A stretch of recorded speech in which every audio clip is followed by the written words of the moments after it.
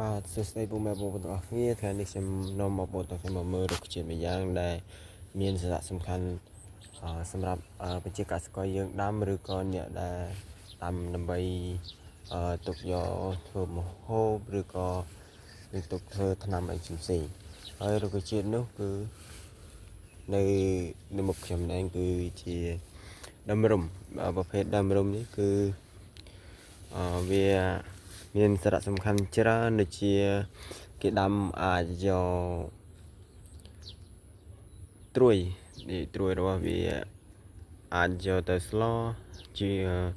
ឬក៏អាចទៅហូបជាមួយនំបញ្ចុកហើយចំពោះគ្រាប់របស់វាយើងអាចយកទៅធ្វើជាថ្នាំបានបើតាមពួកយើងក៏មិនដែលបាន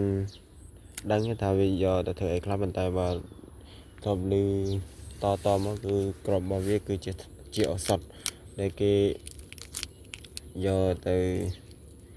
ធ្វើថ្នាំសម្រាប់ព្យាបាលជំងឺផ្សេងៗហើយចំពោះគ្រាប់របស់វានេះបើនៅក្នុងទីផ្សារលក់1គីឡូចំនួន$10គឺតម្លៃគួរសមដែរហើយវាងាយស្រួលដាំហើយវាក៏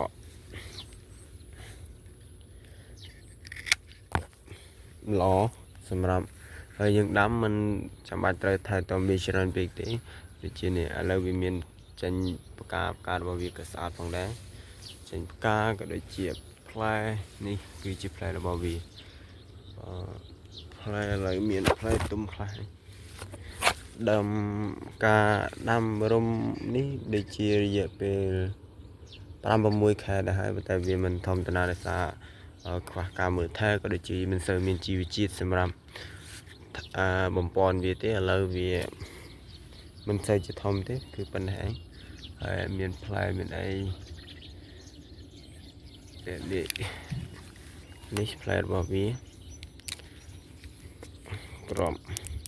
ហើយក្របនេះក៏យើងអាចហូបបានដែរបើតាមតបលើគេនិយាយគេហូបព្រោះនេះគឺជាឱសថបែបធម្មជាតិសម្រាប់ព្យាបាលជំងឺតែគេយកអាផ្លែនេះទៅហូបផ្លែរបស់ម្រុំគេយកទៅហូបតែបើចំពោះអ្នកអត់ចេះហូបគឺពិបាកតិចដោយសារតែវាមានរសជាតិល្វីងអញ្ចឹងធ្វើឲ្យយើងពិបាកហូបអានេះមកគ្របល្វីងជុំមាត់មួយថ្ងៃអញ្ចឹងទៅអូនេះយើងបកអញ្ចឹងមកនេះគេហូបខាងក្នុងនេះតែបញ្ជាក់បងប្អូននេះល្វីងមិនចេះតែហូបទេណាអត់ចេះហូបចាប់បដ ாய்